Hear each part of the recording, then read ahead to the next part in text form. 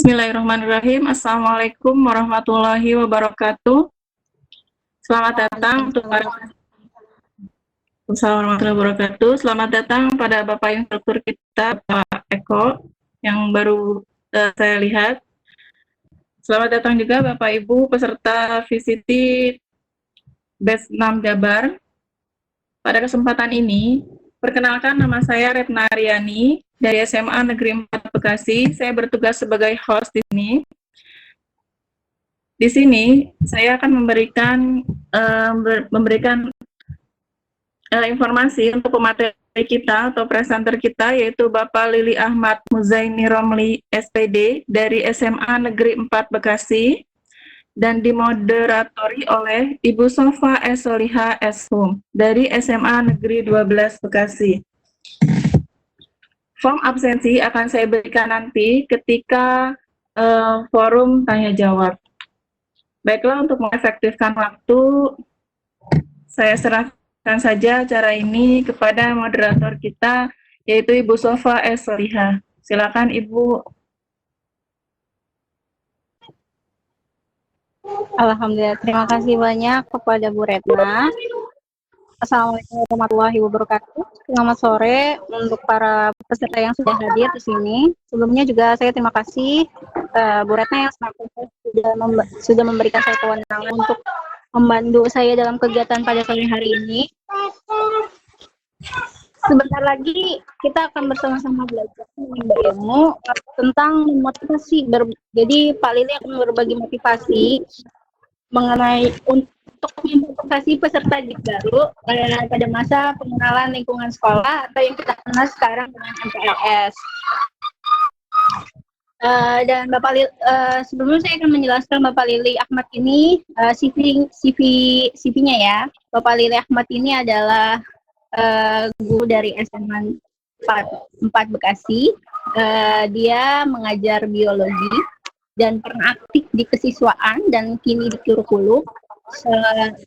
Dia juga pernah menjadi pembina OSIS, Wakasek, dan yang terakhir adalah kurikulum.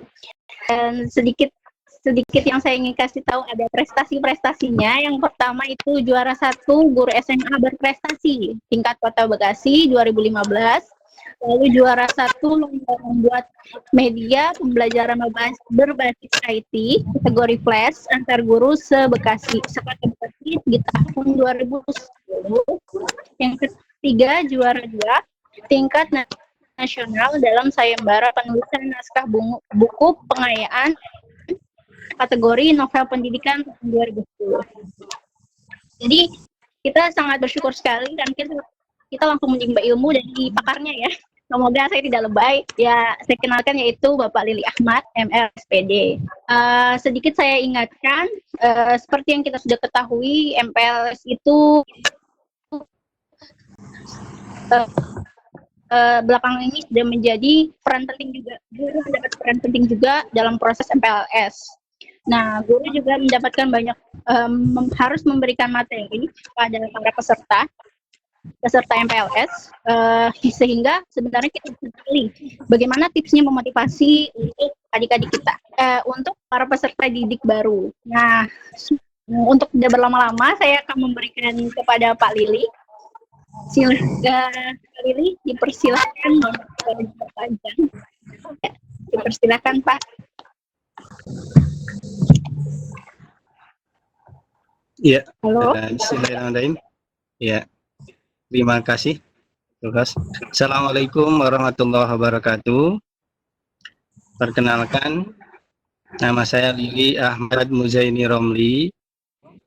Saya guru SMA Negeri 4 Kota Bekasi yang pada kesempatan ini mengikuti kegiatan virtual koordinator training ya, batch 6 Jawa Barat.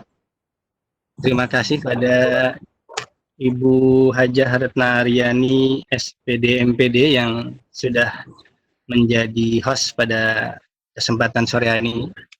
Kemudian juga saya ucapkan terima kasih pada Ibu Sofa Solihah Eshum dari SMA 12 yang pada kesempatan ini jadi moderator.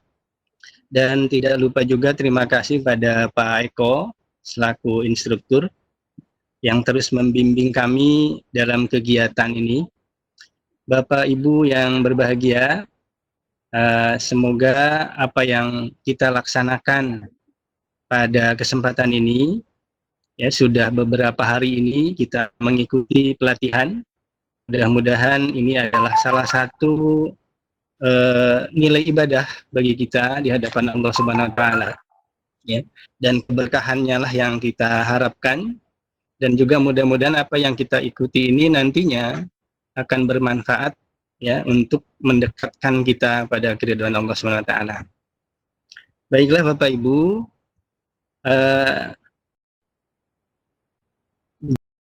yang disampaikan sebenarnya ini adalah presentasi bukan untuk Bapak dan Ibu guru. Ya, saya biasa menyampaikan di depan peserta didik, ya, di depan anak-anak. Hari ini saya menyampaikan di depan guru-gurunya anak-anak. Gitu.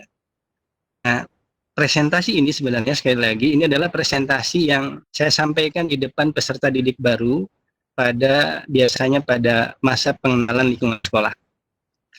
Jadi ini adalah berbagi tips bagaimana memotivasi siswa. Karena tentunya Bapak dan Ibu yang saya perhatikan sejak awal, ya, sejak hari Rabu, ya, yang sudah tampil ini luar biasa.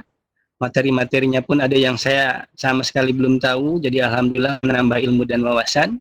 Jadi pada hari ini pun saya tidak hendak mengajarkan pada Bapak dan Ibu guru, ya, tapi ini hanya berbagi saja, berbagi pengalaman, berbagi tips bagaimana apa yang saya lakukan ketika saya diberikan tugas oleh sekolah untuk memberikan salah satu materi pada kegiatan MPLS. Nah, pada presentasi ini sebenarnya ada video tentang SMA Negeri 4 Kota Bekasi. Jadi biasanya saya menyampaikan presentasi ini kepada peserta didik, menyampaikan dulu tentang seperti apa sebenarnya SMA Negeri 4 Kota Bekasi. Ya, tentu saja diawali dengan ucapan selamat kepada mereka, kepada peserta didik baru yang telah diterima di SMA Negeri 4 Kota Bekasi. Tentu kita mengetahui bahwa SMA Negeri 4 ya memang katakanlah dianggap sebagai salah satu sekolah yang diminati oleh peserta didik baru, ya, khususnya di lingkungan Bekasi Utara, Medan Satria, gitu ya, Bekasi Barat dan sekitarnya. Tentu kita harus menyampaikan kepada siswa seperti apa sih sebenarnya SMA Negeri 4 Kota Bekasi, gitu. Ketika mereka mendengar misalnya dari kakak kelasnya, dari orang lain, misalnya SMA Negeri 4 termasuk salah satu sekolah yang bagus, tapi ketika mereka datang ke SMA 4, nah, kita harus menyampaikan itu. Jadi ketika ada peserta didik baru datang ke sekolah Bapak dan Ibu, tentu kita harus betul-betul mengenalkan kondisi sekolahnya. Jadi setelah kita ucapkan selamat kepada mereka, mereka kita apresiasi, ya. Kemudian kita jelaskan. Contoh misalnya, pada video di awal tadi, itu diperlihatkan kondisi SMA Negeri 4 Kota Bekasi. Ini kalau biasa saya sampaikan pada anak-anak adalah SMA Negeri 4 ini luasnya, ya termasuk kalau disebut luasnya itu tidak seluas sekolah-sekolah yang lain. Gitu. Hanya kurang lebih 6.000 meter persegi. Di sini terlihat Bapak Ibu di foto ini, ya ini sebenarnya bagian saya screenshot dari ini ya, dari videonya tadi. Itu ada tempat parkir. Nah, tempat parkir itu saja itu bukan milik SMA 4 Bapak Ibu. Gitu. Jadi saya sampaikan kepada anak-anak bahwa SMA 4 ini sekolah bukan seperti sekolah lain yang luas gitu. Saya pernah ke Kabupaten Bekasi, ada salah satu sekolah SMK, ketika saya masuk halaman parkirnya saja seluas SMA 4 gitu. Belum ruang-ruang kelas dan sebagainya. Nah, saya biasanya menyampaikan itu dulu, kenapa menyampaikan seperti itu, ya, menyampaikan kondisi SMA 4, saya ingin gitu agar peserta didik, agar anak kondisi SMA 4 seperti yang digambarkan tadi di dalam video, mereka tidak kaget, loh kok SMA 4 seperti ini gitu. Nah, kemudian saya ajak mereka, lalu bagaimana dengan kondisi yang seperti ini, mereka bisa berhasil, mereka bisa sukses belajar di SMA 4. Nah, ini yang apa namanya yang saya maksud berbagi ya ketika saya menyampaikan pada mereka. Nah, hal pertama yang saya sampaikan pada presentasi ini adalah saya putar video yang kedua, yaitu video tentang salah satu pemimpin terbesar dalam 100 tahun terakhir. Video tersebut judulnya kira-kira seperti itu. Dan ini sudah beredar di grup-grup WA, mungkin Bapak Ibu ada yang pernah juga melihat ini. Nah, saya sampaikan pada mereka, isinya dari video tersebut adalah ketika seorang guru menuliskan di depan kelas, menuliskan di papan tulis ya, tentang seperti apa sih pemimpin yang besar itu. Jadi Bapak gurunya ini kemudian membawa kotak ya, seperti itu berwarna merah. Nah, kemudian guru tersebut menyampaikan kepada siswanya bahwa di dalam kotak ini saya sudah menaruh gambar salah satu pemimpin terbesar dalam 100 tahun terakhir. Kemudian Bapak guru tersebut memberikan kepada siswa satu persatu, dan siswa membuka kotak itu, melihat, kemudian dioperkan ke teman-temannya yang lain. Di siswa yang terakhir, gurunya tanyakan, apa yang kamu lihat? Dan si anak ini menjawab, saya melihat diri saya sendiri. Gitu. Nah, kemudian Bapak gurunya menyampaikan, apa yang kita dapatkan dari pelajaran hari ini? Gitu. Jadi ketika kotak itu dikelilingkan, mereka melihat siapa sih pemimpin terbesar saat ini. Gitu.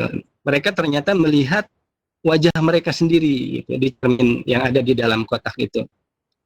Sehingga ketika ditanya, apa yang kita dapatkan dari pelajaran, ditanyakan lagi ke siswanya, ada siswa menjawab, kita semua adalah pemimpin. Kita semua bisa menjadi pemimpin masa depan jika kita menggunakan potensi kita secara maksimal. Hanya ada satu orang menghalangimu untuk menjadi versi terbaik dirimu. Siapa? Orang itu adalah kamu. Nah, Bapak Ibu Guru, pada video ini betul-betul penekanan gitu, penekanan sejak awal gitu. Saya kenapa memilih video motivasi ini? Saya ingin memastikan bahwa peserta didik yang masuk ya ke sekolah, baik itu SMA 4 atau sekolah Bapak dan Ibu, harus menyadari bahwa sesungguhnya sekolah, Bapak dan Ibu guru yang ada di sekolah itu hanya membantu mereka. Mereka lah yang akan menentukan keberhasilan. Ya, di sini penekanan hanya kamu yang bisa mempengaruhi kebahagiaan dan kesuksesanmu. Buatlah dirimu untuk menjadi versi terbaik dari dirimu. Saya percaya pada kalian, dan sekarang adalah waktunya kalian percaya pada diri kalian sendiri. Kira-kira seperti itu videonya. Artinya, saya ingin mengajak Bapak Ibu berbagi bahwa ketika saya berhadapan dengan peserta didik baru, saya ingin mereka betul-betul menjadi tentang itu. Menyadari bahwa ketika mereka ditanya, kalau Anda ingin mengetahui siapa yang paling bertanggung jawab terhadap kesuksesan hidup Anda, maka pandanglah cermin. Kenapa? Karena ketika kita memandang cermin, yang muncul adalah diri kita sendiri. Artinya, peserta didik baru harus betul-betul menyadari di awal bahwa mereka lah yang akan menentukan keberhasilan mereka ke depan. Yang lain hanya membantu prosesnya, membantu peserta didik untuk bisa berhasil, yang sangat menentukan adalah diri sendiri. Nah, itu yang pertama Bapak Ibu, ketika saya sampaikan pada peserta didik, apa sih yang harus mereka tekankan. Nah, itu tip Bu ya, berbagi. Saya pertama menekankan itu. Kemudian yang kedua Bapak Ibu, yang saya sampaikan ke sekolah. Nah, mungkin Bapak Ibu juga kan di sekolah masing-masing memiliki visinya, gitu. Ya, visi SMA lingkungan. Nah, yang saya tekankan di awal adalah visi SMA 4 yang religiusnya ini. Apa seperti itu? Karena maaf. Halo?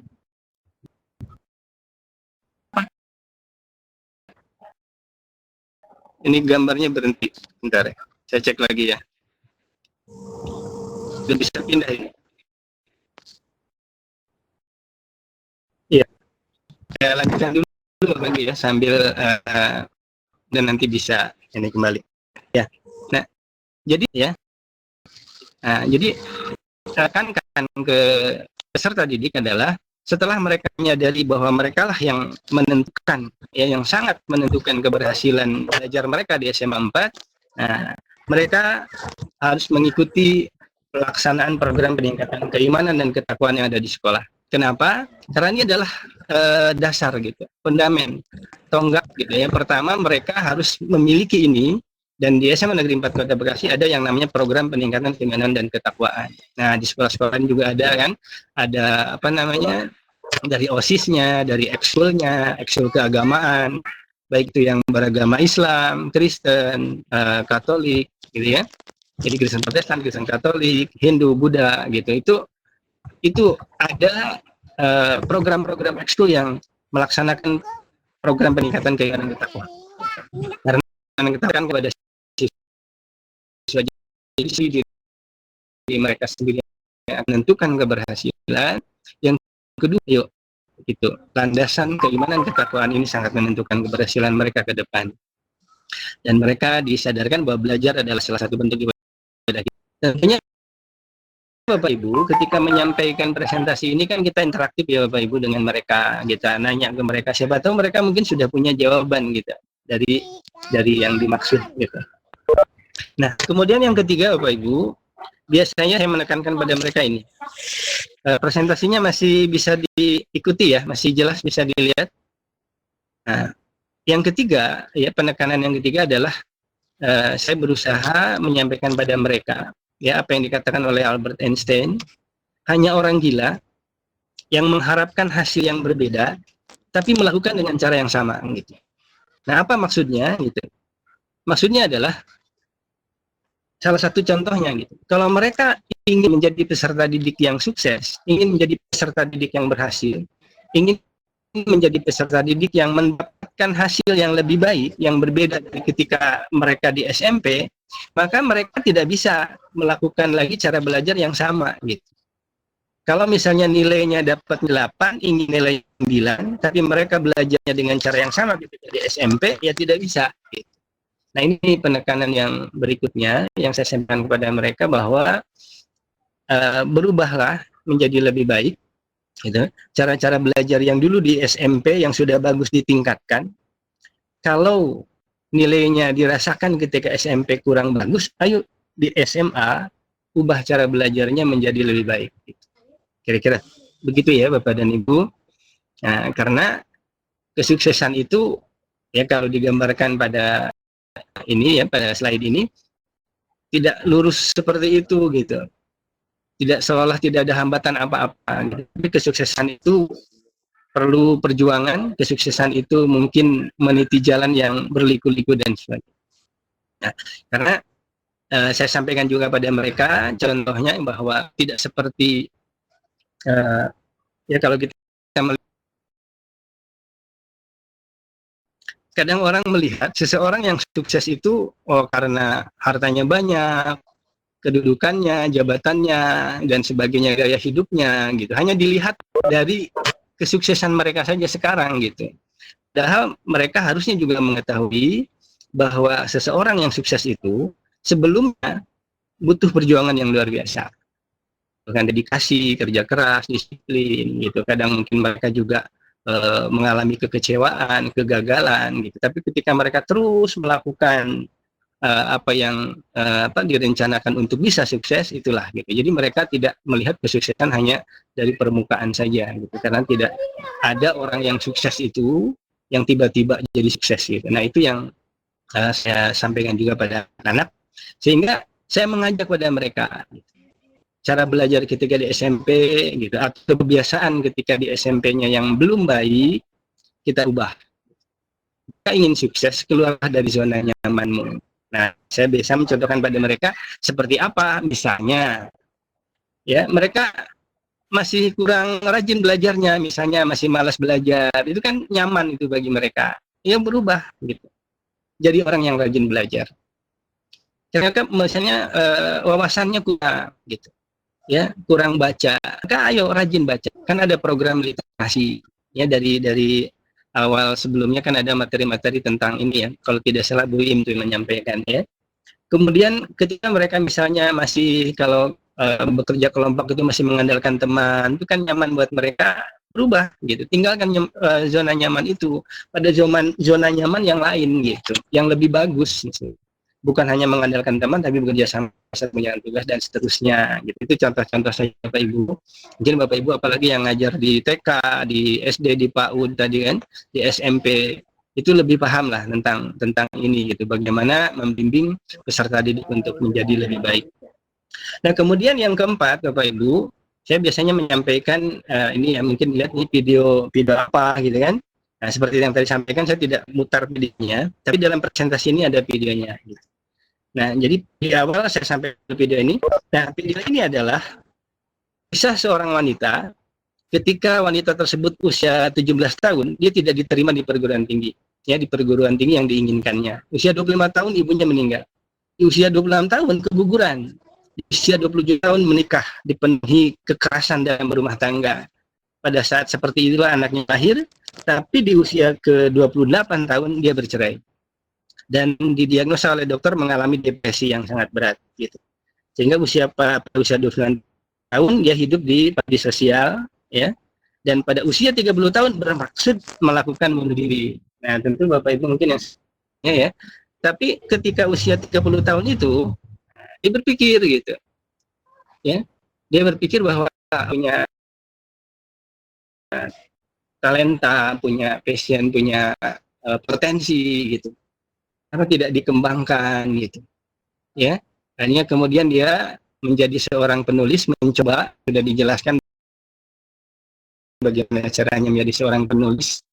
Nah, dia mencoba menulis dan cerita singkatnya di usia ke-35 tahun dia bisa merilis 4 buku dan sukses gitu ya menjadi penulis ya, pada tahun tersebut.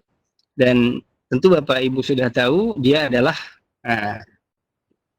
wanita tersebut adalah J.K. Rowling. Nah, di sini ditegaskan ingat pada saat usia 30 tahun bunuh diri, gitu. Ternyata dia tidak melakukan itu, dia tidak berputus asa, kemudian dia berusaha menyalurkan idenya dan akhirnya. Dan kita tahu inilah, gitu, ya, novel karya wanita tersebut, ya, yang sangat terkenal di seluruh penjuru dunia.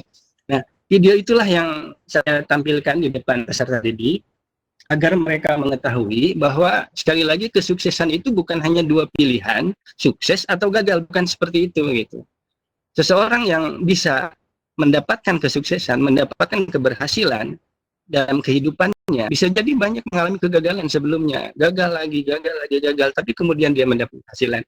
Jangan sampai seperti ini gitu.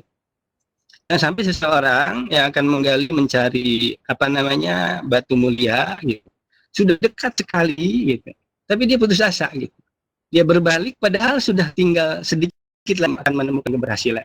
Nah, itu yang ditekankan pada siswa ya, pada peserta didik baru, bahwa mereka nanti ketika SMP dengan SMA 4 berbeda kondisinya, jangan putus asa. Tidak biasa nih, saya tidak biasa mengalami seperti ini, karena kemarin tahun ini saja kelas 10 itu ada 5 orang, kurang lebih 5 orang yang mengundurkan diri dari 4 gitu. Itu ternyata ketika ditanya itu, mereka merasa tidak sanggup, padahal banyak yang kalau dilihat prestasi kurang baik dibandingkan dengan yang mereka itu bisa bertahan sampai di kelas 12. Itu karena mereka putus asa. Nah, yang saya tekankan pada mereka adalah jangan mudah putus asa. Kemudian yang berikutnya, tips untuk memotivasi mereka, kita tanya cita-cita mereka. Ya, Bu Sofa, berapa menit lagi ya? Ya. Masih lama Pak. Oke, lagi Bapak Ibu, saya tapi berbagi bahwa apa yang saya sampaikan ke peserta didik seperti ini. Ini presentasi untuk mereka gitu. Nah, pada poin yang kelima, saya tanya mereka gitu, apa cita-cita mereka, apa impian mereka, seperti apa sih mereka inginnya di SMA 4 itu, kenapa mereka masuk SMA 4, apa yang mereka inginkan, mencita-citakan gitu, apa yang membuat mereka tertarik masuk ke SMA 4 gitu ya, jadi apa yang membuat mereka tertarik masuk ke sekolah Bapak dan Ibu gitu. Yang kita tanya seperti itu, dan bahkan kemudian kita juga gali cita-cita mereka setelah dari SMA mau kemana gitu. Nah, pada poin yang kelima ini saya bisa menunjukkan ya video ada di sini satu televisi tentang sebuah pencapaian cita-cita. videonya adalah video tentang anak-anak Indonesia yang tinggal di pedalaman. Saya kira banyak ya Bapak Ibu bisa nyari nanti di YouTube ya, nyari di internet, baik berupa gambar ataupun berupa video tentang anak-anak Indonesia yang tinggal di pedalaman. Ketika mereka ingin sampai ke sekolah, itu mereka harus melewati hutan gitu. Mereka berjalan kaki, berlari melewati hutan gitu. Dalam video tersebut dikisahkan demikian. Kemudian begitu menemukan sungai, tidak ada jembatan, mereka kemudian membuka bajunya dan terjun ke sungai tersebut, berenang melintasi sungai itu. Akhirnya sampai di sekolah gitu. Ini contohnya nih gambarnya. Ya, cuplikan dari videonya tapi tidak saya putar. Kemudian ketika sampai di sungai terpaksa mereka buka baju dan berenang. Sampai di pinggir dipakai lagi bajunya, ya akhirnya dengan perjuangan seperti itu mereka sampai ke sekolah. Kenapa bisa seperti itu? Karena keinginan menggapai cita-cita, mampu mengalahkan segalanya. Kira-kira dalam video itu seperti itu. Nah ini yang saya sampaikan ke peserta didik. Kita kan di Bekasi ini tidak segitunya gitu. Tidak seperti peserta didik, tidak seperti siswa yang tinggal di pedalaman sampai sesusah itu sampai ke sekolah gitu. Di Bekasi ini ya banyak kendaraan, baik itu bisa kendaraan pribadi, apalagi sekarang ada ojek online dan sebagainya. Rumah juga mereka dekat, apalagi dengan sistem zonasi, rumahnya sangat dekat ke sekolah gitu. Jangan sampai mereka termasuk orang-orang atau termasuk anak-anak yang terlambat sampai ke sekolah, malas untuk sampai ke sekolah. Oleh sebab itu, di awal mereka harus diingatkan, apa sih cita-cita mereka, apa impian mereka, seperti apa ke depannya yang mereka inginkan. Ketika ditanya, pasti mereka semuanya ingin menjadi orang-orang yang sukses. Nah, kalau ingin menjadi orang yang sukses, maka lihat gitu, bagaimana perjuangan anak-anak yang ada di pedalaman untuk bisa sampai ke sekolah saja begitu sulitnya. Ya, mereka ditanya apa sih impian mereka gitu. Yuk wujudkan impiannya, perjuangkan impian mereka itu, gitu, Bapak Ibu. Nah, jadi yang kelima itu ya. Nah, yang keenam sudah disampaikan itu, biasanya saya mengajak mereka untuk yuk kalau begitu rencanakan dari sekarang. Apa sih yang harus dilakukan selama belajar di SMA 4 agar berhasil itu, agar sukses, buat perencanaan. Karena nanti guru-guru BK akan dibagi masuk ke kelas-kelas ya, akan menyampaikan pada mereka tentang program SNMPTN gitu loh, di SMA itu kan begitu. Nanti bagaimana jalur lain masuk ke perguruan tinggi, ke kedinasan. Nah, itu butuh persiapan gitu, dan persiapan itu tidak tiba-tiba di kelas 12 gitu. Harus dari kelas 10 disiapkan gitu. Oleh sebab itu butuh perencanaan dari kelas 10 sekarang kan nilainya harus bagus sejak di kelas 10. Itu perencanaan. Ya perencanaan sederhana lah, jangan sampai seperti ini gitu. Gagal dalam merencanakan sama dengan merencanakan kegagalan gitu. Oleh sebab itu disampaikan kepada peserta didik, ya buat perencanaan sejak dari kelas 10. Artinya bukan berarti mereka tidak bermain, bukan berarti mereka mudah mereka, bukan seperti itu, tapi bisa bagaimana caranya mereka mengatur waktunya, kapan waktunya untuk belajar, kapan waktunya untuk bisa bermain dengan teman-temannya, mengikuti kegiatan ekskul, ya, untuk potensi mereka, bidang mereka kan bisa berbeda-beda, ya, bakat dan potensinya. Nah, tapi perencanaannya itu adalah perencanaan bahwa mereka memiliki cita-cita, mereka memiliki impian jauh ke depan. Nah, kemudian salah satu visi SMA 4 ini ya mungkin tidak saya jelaskan lebih banyak. Di SMA 4 visi salah satunya adalah berbudaya lingkungan. Ini juga video tentang peduli lingkungan ya, saya lewat saja. SMA 4 juga ada program seperti Jumat Bersih, kemudian ada komunitas pencinta lingkungan dan sebagainya gitu. Jadi mereka dibiasakan hidup bersih, apalagi dalam kondisi seperti ini ya, terasa banget bagaimana menjadi seseorang yang hidup bersih agar terhindar dari bencana COVID-19. Salah satu contoh saja. Nah, yang terakhir Bapak Ibu, saya menekankan pada mereka, kalau mereka sudah menyadari betapa pentingnya hal-hal seperti tadi itu di kehidupannya, di SMA 4 diajak bukan berarti ketika mereka ingin berhasil mereka egois, bukan berarti ketika mereka ingin sukses belajar di SMA 4 mereka hanya memikirkan diri sendiri gitu. Contoh misalnya kalau wah SNMPTN nilainya harus bagus, dia bagus, nilai saya bagus, nggak peduli nilai anak atau teman-teman yang lain. Tentu tidak seperti itu. Kebersamaan gitu. Kebersamaan dan kebersamaan inilah yang mungkin kalau salah satunya ada jargon seperti ini gitu. Nah, biasanya saya kalau di depan mereka saya mengucapkan kata-kata bersama, anak-anak diminta jawab kita bisa. Kemudian saya ucapkan kedua kalinya bersama, mereka jawab kita gapai cita-cita. Artinya ini sangat diperlukan gitu. Karena kita hidup tidak bisa sendirian, gitu, kepada anak-anak kita tekankan seperti itu. Dalam proses pembelajaran untuk mencapai keberhasilan, kita butuh kebersamaan. Dari kebersamaan, kekuatan menggapai cita-cita yang tadi sudah ditekankan. Dan terakhir Bapak Ibu, doa. Jangan lupa pada mereka menekankan bahwa doa inilah gitu. Ya, kita sudah bisa berhasil, kita sudah berasa maksimal untuk sukses. Jadi dalam Al-Quran surat Al-Fatihah, iyyaka na'budu wa iyyaka nasta'in. Gitu. Setelah kita melaksanakan kewajiban kita, ya hanya kepada Allah kita menyembah, iyyaka nasta'in, hanya kepada Allah kita memohon pertolongan. Artinya memohon pertolongan, berdoa itu setelah usaha maksimal kita laksanakan. Jadi awal sebelum berusaha kita berdoa, ya peningkatan keimanan ketakwaan tadi sudah disampaikan. Di akhir juga jangan lupa senantiasa diiringi dengan doa.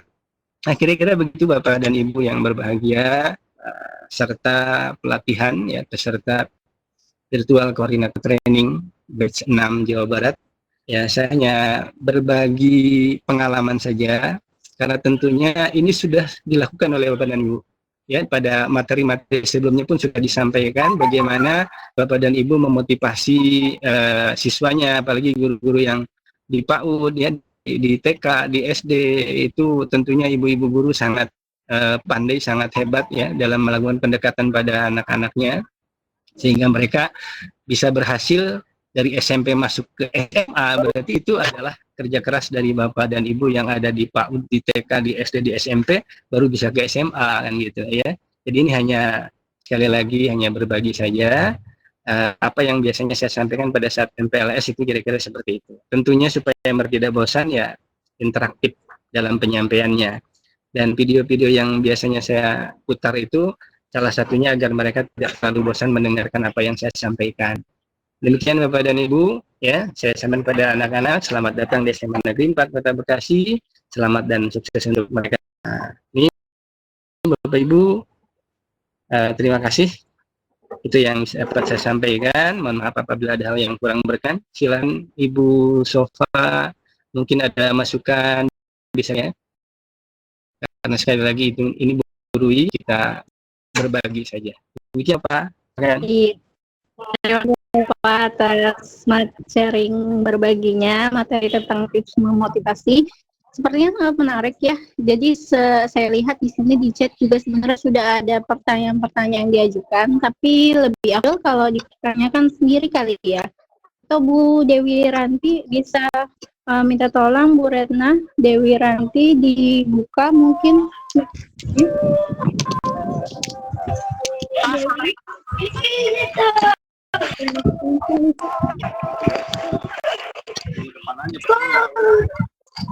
Halo. Iya, ada yang lihat buka gini. Assalamualaikum. Salam.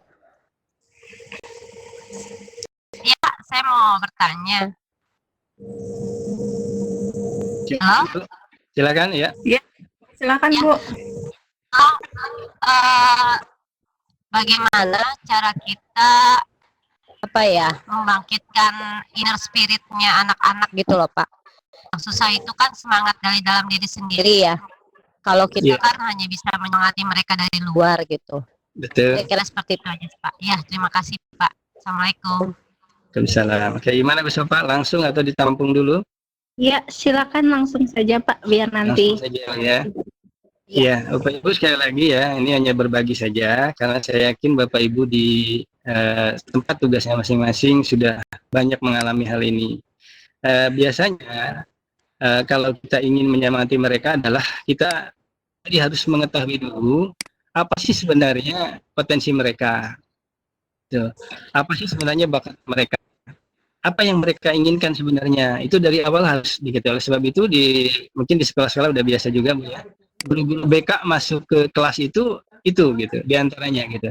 Agar mereka tahu dari awal. Kemudian selain secara resmi seperti itu, juga dari OSIS dan ekskul mereka biasanya pada saat MPLS diperkenalkan ada ekskul-ekskul yang ada di SMA 4 itu ekskulnya apa saja gitu. Kenapa? Agar mereka tersalurkan minat dan bakatnya, mereka menjadi senang di situ. Nah, kemudian juga peran-peran dari Bapak Ibu guru wali kelas, gitu. Tadi peran Bapak Ibu guru BK dan juga peran Bapak Ibu guru mata pelajaran. Nah, saya biasanya suka menyempatkan Bapak Ibu ya, suka menyempatkan ketika mengajar itu tidak hanya mengajar mata pelajaran saja, tapi di sela-sela itu kita sampaikan motivasi-motivasi seperti tadi itu, gitu. Iya, itu kira-kira Bu. Iya. Oke, apakah Ya, sudah mungkin kalau cukup? Ya, terima kasih banyak Pak Lili. iya, Bu. Silakan Bu. Kalau ada tambahan dari yang lain juga silakan ya. Oke, sepertinya tadi juga sudah ada pertanyaan ya dari Bu Nur Hayati sepertinya. Bu Nur Apa Bu? Hayati. Bu Nur nanya nih. Apa katanya?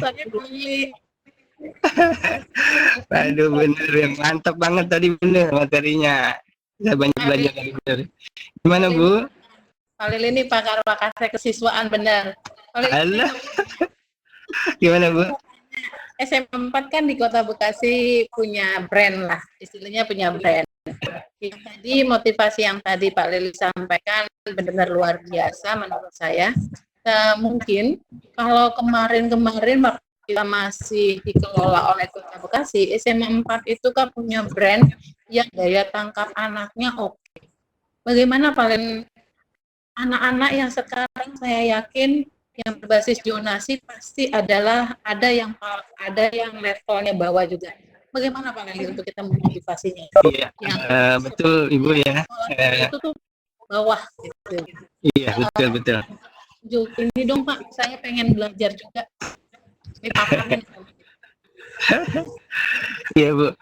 Jadi memang ini masalah yang kita hadapi bersama ya Bu, bukan hanya di SMA 4, di semua sekolah ya ketika ada penerimaan peserta didik baru, sistem zonasi ini luar biasa. Kita juga butuh penyesuaian yang luar biasa. Makanya tadi saya katakan di awal tahun ya kelas 10 belum apa-apa ada 5 orang yang mengundurkan diri gitu. Kita tanya, coba kita ini juga dia tidak mau gitu. Itu juga menunjukkan bahwa sebenarnya benar ya, bukan apalagi kita bukan orang yang hebat ini, kita juga lagi belajar ini menghadapi hal seperti ini.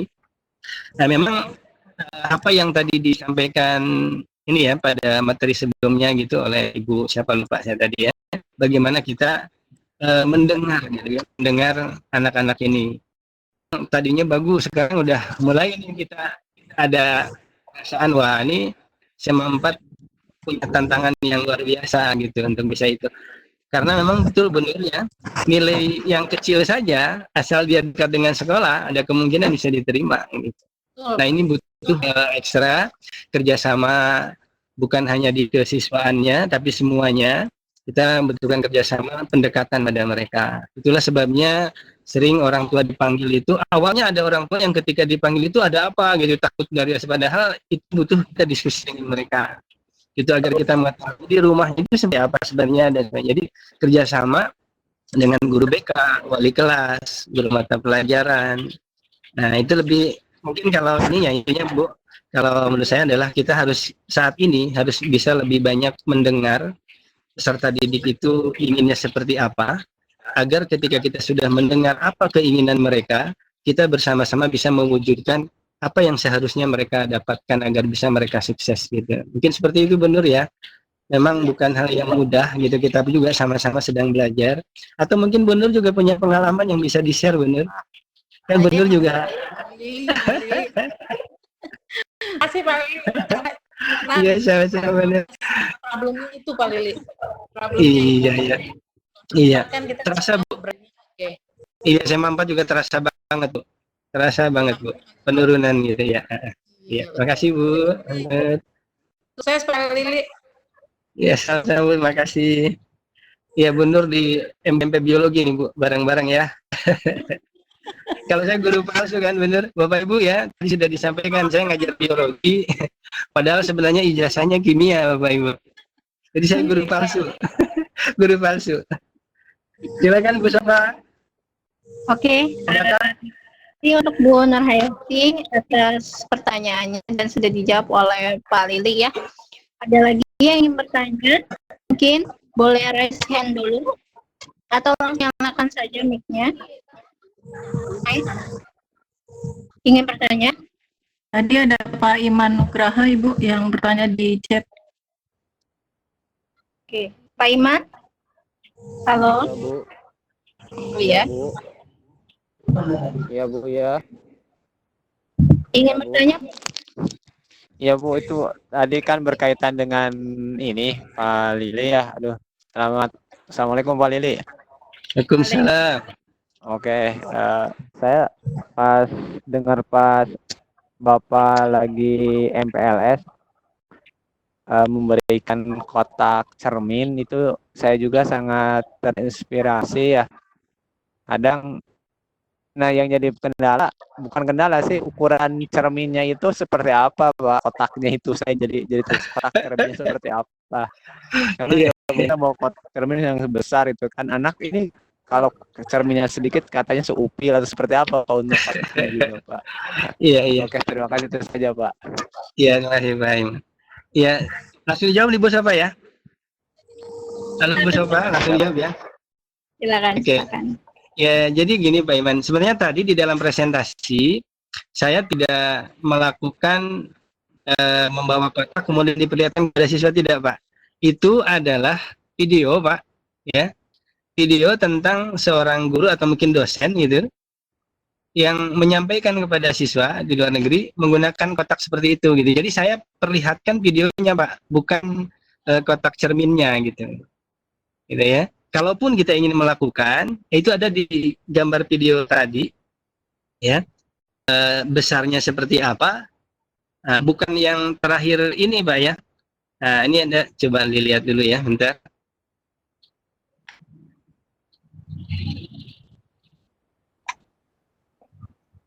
Nah, kotaknya sebesar ini, Pak. Nah, itu yang warna merah. Nah, jadi tidak terlalu besar gitu. Tapi ini video sebenarnya Pak. Saya tidak melakukannya, tapi memutar video tentang itu gitu Pak. Gitu. Jadi bukan cermin yang ininya, bukan. Bukan, ini hanya gambar saja.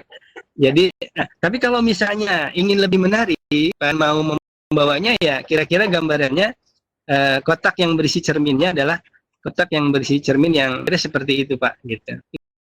Itu begitu Pak kira-kira ya. Oke, terima kasih Pak. Iya, iya. Terima kasih, Pak.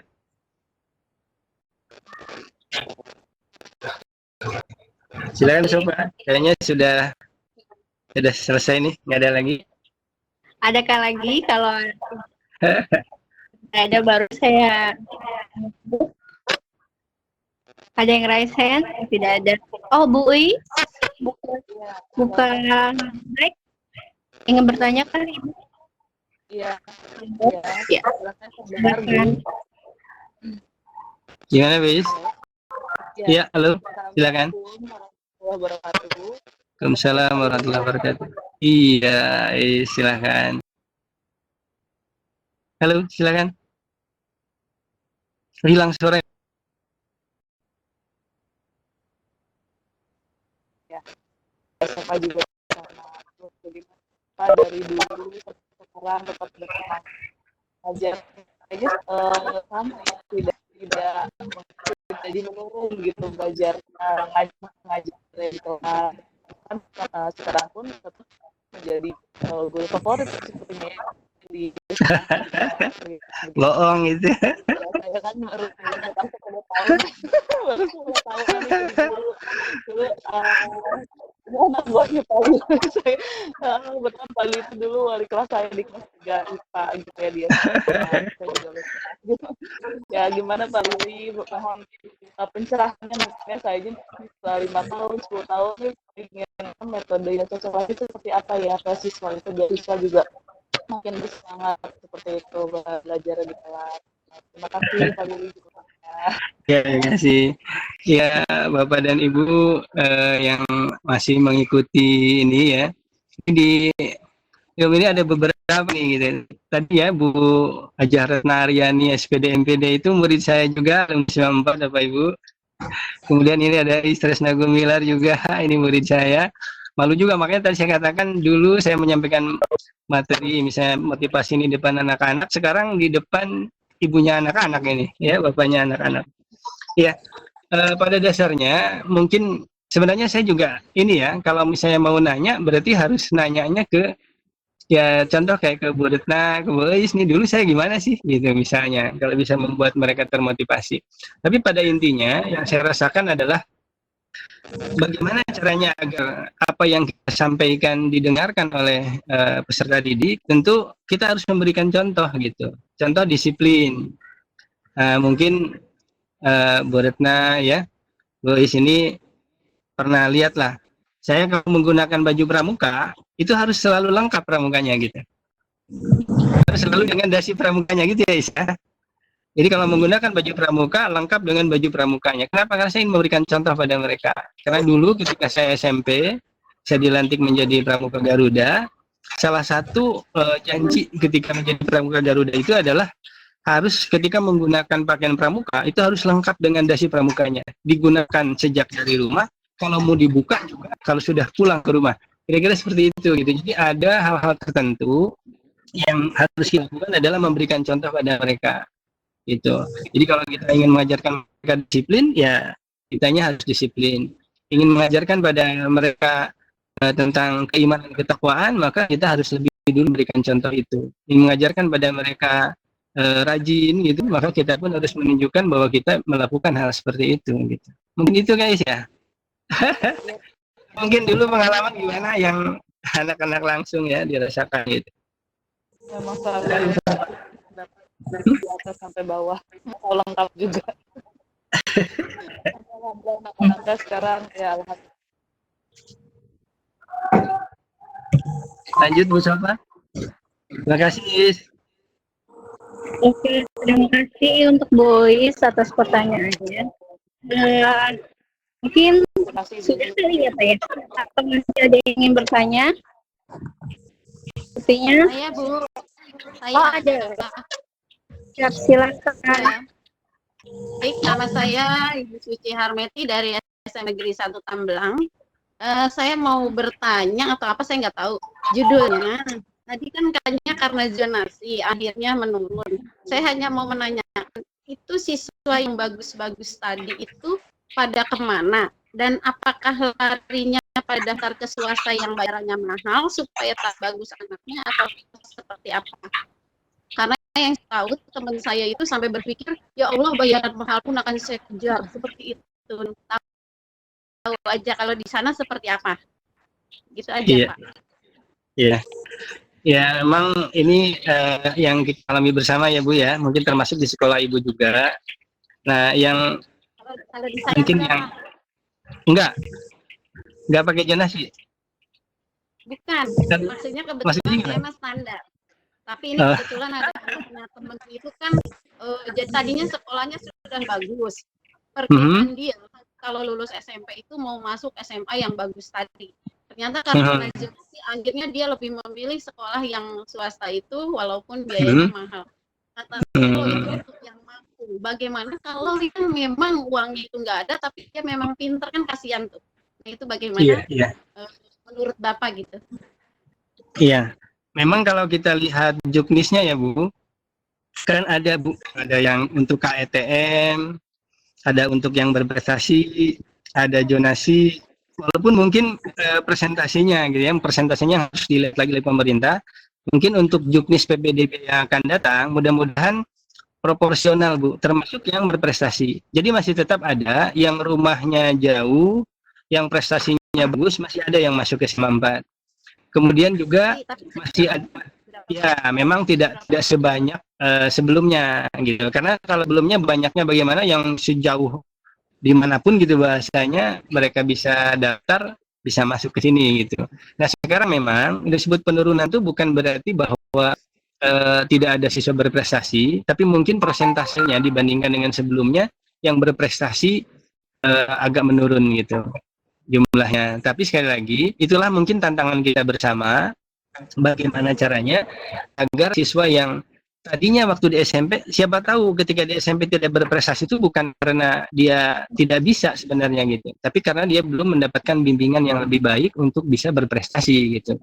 Nah harapannya kenapa tadi ada presentasi motivasi itu gitu Bu. Tapi sekali lagi yang tadi misalnya yang pinter tapi tidak bisa masuk karena jauh, lalu tidak punya biaya juga untuk sekolah, itu ada Bu, porsi KETM itu cukup besar Bu, untuk keluarga ekonomi tidak mampu, itu cukup besar porsinya, jadi oleh pemerintah sudah diinikan.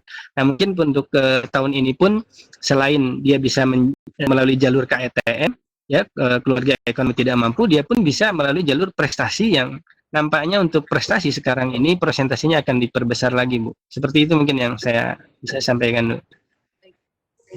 Tapi itu resiko kalau tidak diterima berarti dia ke swasta ya? Atau bagaimana? Tidak bisa ke negeri lagi ya? Kalau memang sudah berbagai jalur ditempuh ya, dicoba itu tidak bisa, nah itu ada bantuan dari pemerintah ke sekolah swasta, tapi kemudian untuk bayarannya, ya untuk biaya di sekolah swasta itu ada bantuan dari pemerintah gitu. Itu kalau berdasarkan informasi di Juknis ya Bu. Nah pada kenyataannya saya memang belum tahu persis gitu. Mungkin Bapak Ibu guru yang mengajar di sekolah swasta yang itu yang lebih paham gitu. Tapi ada Bu badan pemerintah gitu. Ya, punten Ibu kalau kurang berkenan, kalau enggak. Terima kasih sama-sama Ibu. Ya, diskusi apakah sudah jelas?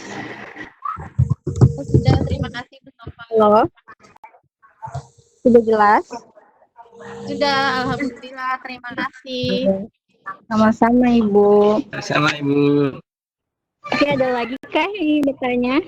Terus saja ya, kita seperti memang seru sekali membahas mengenai kesiswaan atau motivasi untuk anak-anak kita. Memang menarik sekali karena tentunya setiap orang akan belajar, apalagi peserta didik berubah-ubah terus ya Pak ya Pak. Oke, ada ya. Cukup kayaknya. Ini. Jika sudah, sedikit saya simpulkan apa pemaparan materi dari Pak Lili tadi. Sebagai guru memang memotivasi murid kalau bisa di awal ya Pak ya, di awal, kemudian tapi tetap ini ada juga gitu ya agar kasih dan mengetahui maksud sebagai guru. Mungkin itu saja dari saya. Saya kembalikan lagi ke Pak Jafas. Oh ya, baik. Terima kasih Bu Sofa dan Pak Lee. Alhamdulillah materi kita sudah terlaksana dengan baik dan lancar. Kalau ada kendala dan kesalahan, mohon dimaafkan dan diikhlaskan. Sebelum kita tutup,